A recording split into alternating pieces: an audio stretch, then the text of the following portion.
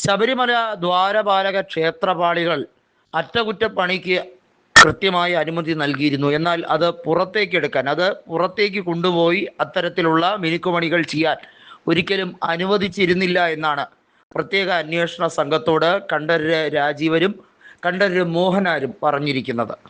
ഇതിനകത്ത് എടുത്തു പറയേണ്ടത്, ഇപ്പോൾ റിമാൻഡിൽ കഴിയുന്ന പ്രതിയായിട്ടുള്ള പത്മകുമാർ, മുൻ ദേവസ്വം ബോർഡ് പ്രസിഡന്റ് ആയിരുന്ന പത്മകുമാർ നൽകിയിരിക്കുന്ന മൊഴി എന്ന് പറയുന്നത്, കൃത്യമായും തനിക്ക് ഒന്നാം പ്രതിയായ ഉണ്ണികൃഷ്ണൻ പോറ്റിയെ പരിചയപ്പെടുത്തി തന്നത് ഈ കണ്ഠരര് രാജീവരാണ്.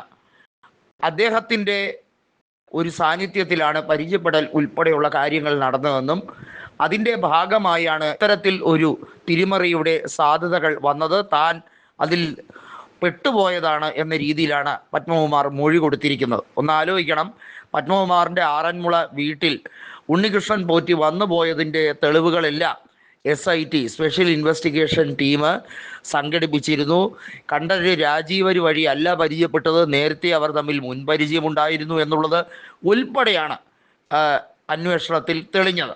നമുക്കറിയാം, കോടതിയിൽ ഈ കാര്യങ്ങളെല്ലാം സ്പെഷ്യൽ ഇൻവെസ്റ്റിഗേഷൻ ടീം സമർപ്പിച്ചിരിക്കുന്ന വേളയിൽ ഇത്തരത്തിൽ ഒരു പുകമുറ സൃഷ്ടിക്കാൻ ശ്രമിച്ചുകൊണ്ട് CPIM-ന് നേരെ, പാർട്ടിക്ക് നേരെ അന്വേഷണം ഉണ്ടാകുമോ, അന്ന് ദേവസ്വം മന്ത്രിയായിരുന്ന കടകംപള്ളി സുരേന്ദ്രനെ പ്രതി ചേർക്കുമോ, അറസ്റ്റ് ചെയ്യുമോ എന്നുള്ളതെല്ലാം CPIM-ന് ഭയമാണ്. പ്രത്യേകിച്ചും തദ്ദേശ സ്വയംഭരണ തെരഞ്ഞെടുപ്പ് നടക്കുകയാണ്. അത് നടക്കുമ്പോൾ കഴക്കൂട്ട MLA കൂടിയായിട്ടുള്ള കടകംപള്ളി സുരേന്ദ്രനെതിരെ അന്വേഷണം വരികയാണെങ്കിൽ അത് പാർട്ടിക്ക് വലിയ നാണക്കേടുണ്ടാക്കും എന്നുള്ളതിന് സംശയമൊന്നുമില്ല. ഇപ്പോഴേ നാണം കെട്ടിയിരിക്കുന്ന അവസ്ഥയിലാണ് പാർട്ടി. മൊത്തത്തിൽ എന്ത് പറയണമെന്നറിയാതെ CPIM ആകെ തേഞ്ഞൊട്ടിയിരിക്കുന്ന അവസ്ഥയിലും എന്തൊക്കെ ആണ് ഇനി അതിനകത്തുനിന്ന് രക്ഷപ്പെടാനുള്ള മാർഗമെന്നാണ് പത്മകുമാർ അന്വേഷിക്കുന്നത്. പത്മകുമാർ കൃത്യമായും താനൊരു മാപ്പുസാക്ഷിയാകാൻ തയ്യാറാണ്, താൻ നിരപരാധിയാണ് എന്ന് വരുത്തി തീർക്കാൻ വേണ്ടിയുള്ള ശ്രമമാണ് നടത്തുന്നതെന്ന് കൃത്യമായി സ്പെഷ്യൽ ഇൻവെസ്റ്റിഗേഷൻ ടീമിൻ്റെ അന്വേഷണ അംഗങ്ങൾക്ക് മനസ്സിലായി കഴിഞ്ഞിരിക്കുകയാണ്.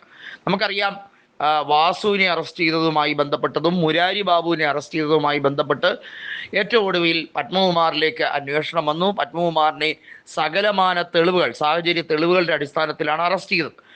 ഇതിനകത്ത് വലിയ തോതിലുള്ള അഡ്ജസ്റ്റ്മെൻറ്റ് നടത്തി. ചെന്നൈയിലേക്ക് ഈ പറയുന്ന പാളികൾ കടത്തിക്കൊണ്ട് വലിയൊരു അഡ്ജസ്റ്റ്മെൻറ്റിലൂടെ സ്വർണം അടിച്ചു മാറ്റാൻ വേണ്ടിയുള്ള എല്ലാ കരുക്കളും ഒരുക്കിയതിൽ പത്മകുമാറിന് കൃത്യമായ പങ്കുണ്ട് എന്നുള്ളതാണ് സ്പെഷ്യൽ ഇൻവെസ്റ്റിഗേഷൻ ടീം കണ്ടെത്തിയത്. മുൻ CPIM MLA-യും CPIM-ൻ്റെ ഒരു കൃത്യമായി പറഞ്ഞാൽ ഒരു കോർപ്പറേറ്റ് ലോബി ഹെഡായി തന്നെയാണ് പത്മകുമാർ പ്രവർത്തിക്കുന്നത്.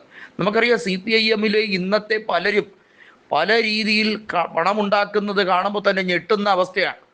അത് പല രീതിയിൽ പല ടൈപ്പിലാണ് എല്ലാവരും പണമുണ്ടാക്കിക്കൊണ്ടിരിക്കുന്നത്. ദേവസ്വം ബോർഡിനെ മൊത്തത്തിൽ ഊറ്റാൻ, അതായത് ക്ഷേത്രങ്ങളെ മൊത്തത്തിൽ തിന്നുമുടിക്കാൻ വേണ്ടി ഇറങ്ങിയിരിക്കുന്ന ഒരു സംഘം വെള്ളാനകളാണ് ഇപ്പോൾ CPIM-നകത്തുള്ളത് എന്ന് ബോധ്യപ്പെടുന്ന സാഹചര്യത്തിലാണ് കാര്യങ്ങളുടെ പോക്ക്.